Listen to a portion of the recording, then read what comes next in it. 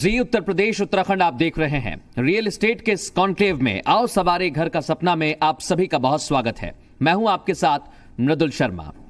2017 में जब योगी आदित्यनाथ की सरकार उत्तर प्रदेश में आई तब कई ऐसे बायर्स थे जो घर लेने के लिए आतुर थे। उन्होंने राहत की सांस ली क्योंकि वक्त बीतता जा रहा था लेकिन उनके टूटे घर का सपना साकार नहीं हुआ था। लगातार मुख्यमंत्री योगी आदित्यनाथ इसे लेकर सजग नजर आ रहे हैं।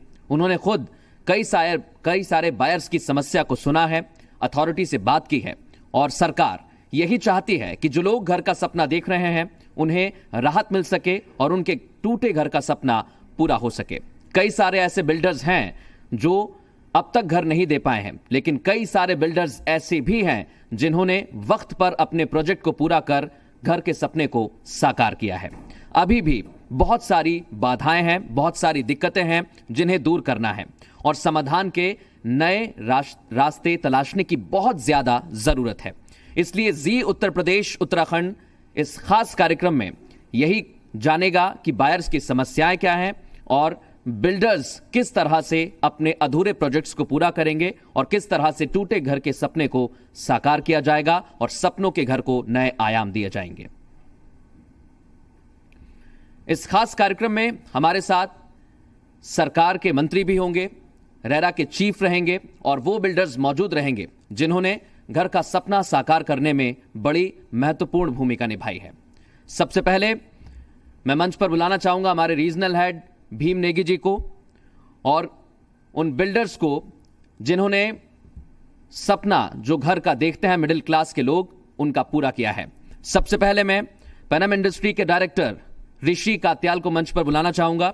भीम नेगी जी उनका स्वागत करें।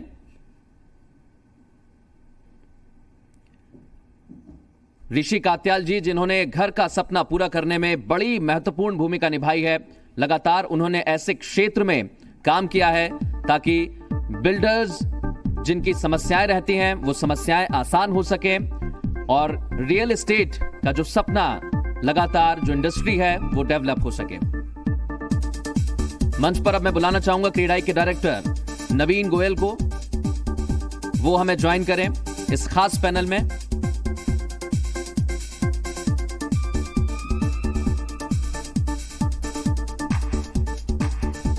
अब मैं शालीमार ग्रुप के एमडी खालिद मसूद जी को बुलाना चाहूंगा कि वो भी मंच पर आए और इस खास पैनल में हमें ज्वाइन करें।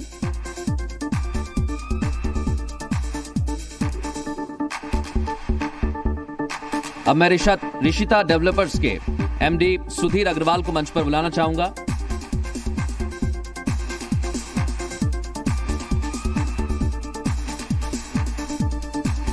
अब मैं मंच पर बुलाना चाहूंगा आईफल इंफ्रा के चेयरमैन एस.के. गर्ग को, जिन्होंने रियल एस्टेट के क्षेत्र में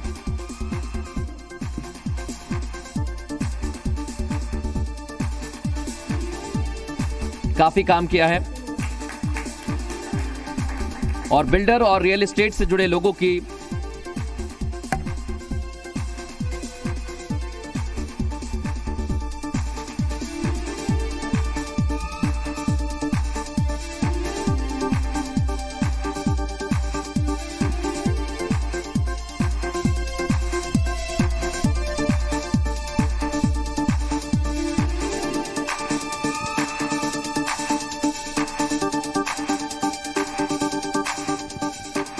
आप सभी का बहुत स्वागत है। और बहुत सारी समस्याएं हैं जो लोग चाहते हैं जिनको अपना घर मिल सके और आप लोग लगातार रियल एस्टेट के क्षेत्र में काम कर रहे हैं। क्या समस्याएं हैं, किस तरह से एक क्षेत्र में सरकार भी कोशिश करे, रेरा की भी बहुत बड़ी भूमिका है और आज हम यहीं से चर्चा की शुरुआत करेंगे। सबसे पहले मेरा सवाल है, हमारे साथ पेनम इंडस्ट्रीज के डायरेक्टर ऋषि कात्याल हैं। ऋषि कात्याल साहब जी, बिल्डर्स तो हमारे साथ तमाम मौजूद हैं, लेकिन आप वो व्यक्ति हैं जो बिल्डिंग तैयार होती है उसमें इनकी बड़ी भूमिका है। और ऋषि कात्याल साहब, क्या घर का सपना जब हम देखते हैं, बिल्डर्स की बात आती है, एक विश्वास सा कम हुआ है और आप इस इंडस्ट्री से जुड़े हुए हैं, आपको क्या लगता है आखिर जो गैप है वो कैसे फुलफिल होगा? मैं पहले कहना चाहूँगा कि जो अच्छे बिल्डर्स हैं उन पे आज भी आपके कस्टमर्स का विश्वास है। लेकिन जो एक गैप क्रिएट हुआ है बिकॉज ऑफ द इकॉनमी, ये दूर किया जा सकता है अगर इसमें सरकार का थोड़ा सहयोग रहे। जैसे बिल्डर्स को बहुत परमिशंस और एक्विजिशन में प्रॉब्लम्स होती हैं, तो अगर वो रूल्स थोड़े लीज आउट करे जाएं तो बिल्डर्स का काफ़ी उसमें समाधान निकलेगा। अफोर्डेबल हाउसिंग बहुत ज़रूरी है, मेरा मानना है। जो बेंचमार्क सेट हो चुके हैं रेट्स के, they have to cut down, because आज की डेट में economy is in a bad shape.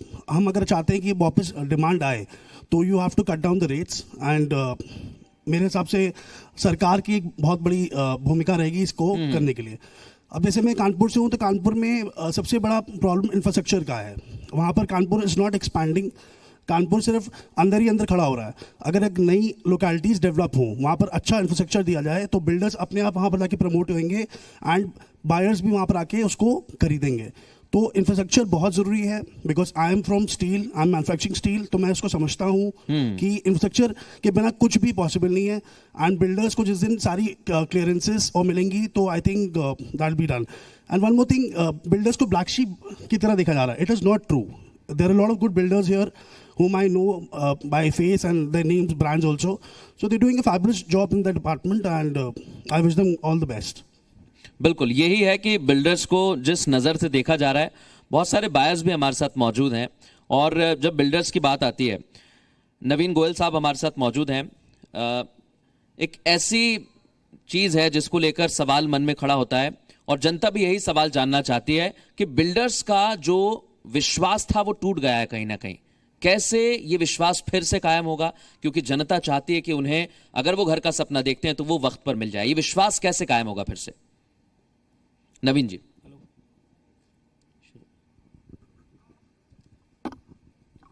देखिए, जब से हेलो, जब से रेरा है, रेरा के साथ एक सबसे बड़ी चीज क्या है कि रेरा रजिस्ट्रेशन के समय वो सारी एनओसीज देख रहे हैं। हमारे यहाँ जो अनऑथराइज डेवलपर्स हैं, अनऑथराइज कंस्ट्रक्शंस हो रहे हैं, उन पे रेरा से रोक लग रही है। मेरा मानना है कि सारे बायर्स को रेरा के रजिस्टर्ड प्रोजेक्ट और उनकी एनओसीज, उनकी कंप्लायंसेस देखनी चाहिए। जिन जिन डेवलपर्स ने अपनी कंप्लायंसेस पूरी कर रखी हैं और उनका पास रिकॉर्ड भी देखना चाहिए। जैसे हमारे खालिद भाई बैठे हैं, हमारे गर्ग साहब बैठे हैं, हमारे अग्रवाल साहब बैठे हैं, तो इन सब लोगों ने डिलीवरी दी है। तो जो डिलीवरी दे रहे हैं रेरा से रजिस्टर्ड हैं, ऐसे प्रोजेक्ट में बिल्डर के साथ धोखा नहीं होगा, ये मेरा विश्वास है। कई प्रोजेक्ट ऐसे होते हैं जब डिलीवरी की बात की जाती है वक्त पर, लेकिन वक्त से ज्यादा बीतता ही जाता है, साल दर साल बीत जाते हैं। तो आपको लगता है कि आपने जैसे कहा कि कई सारे बिल्डर्स हैं, उन्होंने प्रोजेक्ट पूरा किया है, कहीं दिक्कत आपको भी इसकी झेलनी पड़ती है? देखिए, मैं लखनऊ के साथ साथ एनसीआर में भी मेरे प्रोजेक्ट्स हैं। जी। जो शाबेरी कांड हुआ था उसकी वजह से हाई कोर्ट, सुप्रीम कोर्ट में लैंड एक्विजिशन हमारी फंसी थी। 1.5-2 साल का पीरियड फंसा था, लेकिन उसके बाद भी वहां पर हम लोगों ने भी कंप्लीशन दे दिया। बाकी हमारे साथी 70% लोगों ने कंप्लीशन दे दिया। तो समस्याएं ऐसी आती है जो बियॉन्ड हमारी लिमिट होती हैं। उन समस्याओं से हमारे प्रोजेक्ट जो डिले होते हैं, उसे पब्लिक हमें सपोर्ट करती है और पब्लिक ने सपोर्ट किया है और कंप्लीशन हो गया है। लेकिन जो लोग नहीं बना पा रहे हैं, उनके लिए हम लोग नहीं कह पाएंगे कि वो कब दे पाएंगे। बिल्कुल। एक मेरा सवाल है, हम चर्चा को आगे बढ़ाएं, क्योंकि जिस तरह से अभी तक हमें स्थिति देखने को मिल रही है, नवीन जी, जब हम देखते हैं कि प्रोजेक्ट्स पूरे नहीं हो पा रहे हैं और फिर जनता आवाज उठाती है कि प्रोजेक्ट्स को पूरा किया जाए, आपको लगता है कि सरकार और रेरा और बिल्डर्स और बायर्स, इन चारों की एक चेन होना चाहिए, जो गैप है वो कैसे फुलफिल हो सकता है? देखिए, ये एक ऐसी समस्या है कि सरकार इसमें चाहे के भी बहुत ज़्यादा कुछ कर नहीं पा रही है। अगर आप देखें एनसीआर में अम्रपाली का देखें, जेपी का देखें, सुप्रीम कोर्ट का भी इसमें इंटरिम हुआ। ये तो बिल्डर को ही अपनी चीज़ों को रिजॉल्व करना पड़ेगा, अपने रिसोर्सेज को पूरा करना पड़ेगा, अपने प्रोजेक्ट को मिनिमाइज करना पड़ेगा और कमिटमेंट को पूरा करना पड़ेगा। सरकार कोशिश ज़रूर कर रही है, खासतौर से एनसीआर में तो बहुत कोशिश कर रही है, लेकिन जो डेवलपर अपने रिसोर्सेज से और अपने जो हमारे अलॉटीज हैं उनके विश्वास से काम कर पा रहे हैं, अलॉटी को सहयोग कर रहे हैं, वही पूरे हो पा रहे हैं।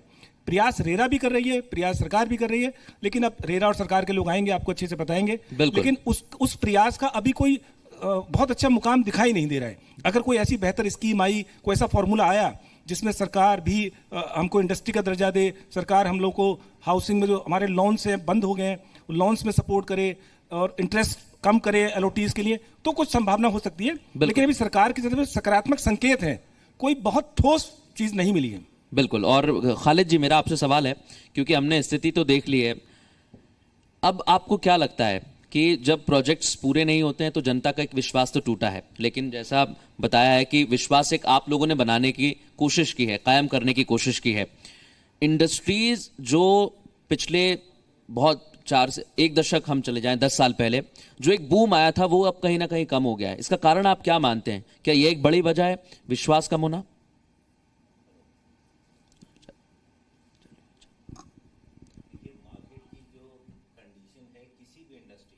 जी हो या कंट्री की कोई भी इंडस्ट्री हो, सबकी सिचुएशन एक जैसी एक बराबर नहीं होती।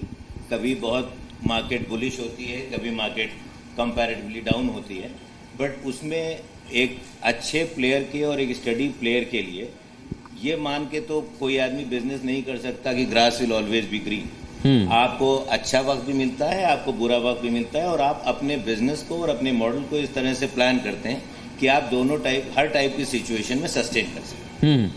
जहाँ तक रही बात आज की मार्केट की सिचुएशन की, मेरा ये मानना है कि रेरा के आने से कस्टमर्स के मन में जो एक ट्रस्ट हमारी फ्रेटर्निटी के तरफ जो कम हो गया था वो काफ़ी हद तक वापस लौटा है और आगे आने वाले टाइम में और लौटेगा। लेकिन इसमें एक पार्ट ये भी इम्पॉर्टेंट है जो मैं अक्सर अपने बायर से भी कहता हूँ या अपने फ्रेंड से भी कहता हूँ कि होम बायर्स के लिए या ऑफिस बायर्स के लिए ये बहुत इम्पॉर्टेंट है कि हम लोग जब कोई भी प्रोडक्ट खरीदने के लिए जाएं, चाहे हम जीन्स खरीदने जाते हैं या हम सब्जी भी खरीदने जाते हैं ग्रोसरी स्टोर पे, तो हम उसको 4 बार चीज़ों को परखने की, जांचने की, समझने की कोशिश करते हैं। ये रियल एस्टेट में जो आज की प्रॉब्लम है, उस प्रॉब्लम की एक बहुत बड़ी वजह ये भी है कि कहीं ना कहीं होम बायर्स ने कोई ल्यूक्रेटिव डील के से ल्योर होके या कोई ऐसी स्कीम से ल्योर होके बहुत से ऐसे इन्वेस्टमेंट कर दिए जो शायद उनको भी नहीं करने चाहिए। बिल्कुल, मैं आपके पास फिर लौटूंगा। सुधीर अग्रवाल जी, समस्या जैसी खालिद जी ने बताई है और अब वो समस्या बढ़ती जा रही है, लेकिन एक चीज है, जब एक बायर आपके पास पहुंचता है घर खरीदने के लिए और वो चाहता है कि उसे ठीक घर मिले, लेकिन कई सारे ऐसे बिल्डर्स हैं जो ठीक तरह से वक्त पे घर नहीं मिला और फिर घर भी इतना बेकार मिलता है कि उनको ऐसा लगता है कि बिल्डर्स ने हमारे साथ धोखा किया है। तो जब ऐसे बिल्डर्स होंगे, आपको क्या लगता है कहाँ से बदलाव आना चाहिए? कैसे बिल्डर्स का विश्वास कायम होगा? देखिए, 2 साल पहले ऐसी सिचुएशन थी जब रेरा नहीं आया था, और रेरा आने के बाद अब आपको क्वार्टरली अपडेट्स डालने होते हैं रेरा की वेबसाइट पे। तो हर 3 महीने पे आप क्या डेवलपमेंट आपने किया, प्रोजेक्ट में क्या हो रहा है, तो आप 8 क्वार्टर में आपने सारी चीज़ें डाल रखी हैं। और क्या डेवलपमेंट उस समय था, अब तो फोटोग्राफ्स भी डालनी जरूरी हो गई हैं। तो अभी क्या है, सब कुछ ट्रांसपेरेंट है। मतलब अब जैसे सोना पहले था जिसको आप मतलब मशीन में चेक कर सकते हैं, वैसे ही आज बिल्डर को भी चेक कर सकते हैं। आज कोई बंदा जो बिना अप्रूव किया प्रोजेक्ट लाना चाहे तो वो नहीं ला सकता है, क्योंकि गवर्नमेंट ने काफ़ी सपोर्ट किया है बायर्स को, और जितनी भी पहले निगेटिविटीज थी वो आज बहुत कम है।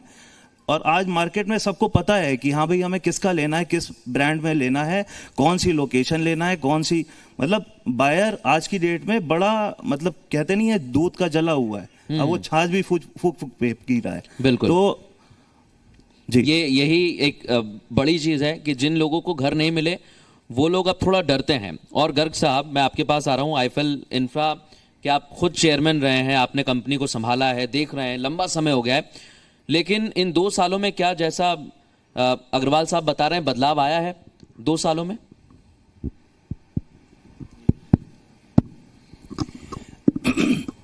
जैसा श्री खालिद भाई ने कहा और अग्रवाल जी ने कहा, मैं इस बात को फर्मली मान रहा हूँ कि जब से रेरा आया है, बायर्स का कॉन्फिडेंस बिल्डर्स में बढ़ा है, और उन बिल्डर्स में बढ़ा है जिन्होंने अपने प्रोजेक्ट को पूरा अप्रूव करा के और रेरा में रजिस्ट्रेशन कराया है जी।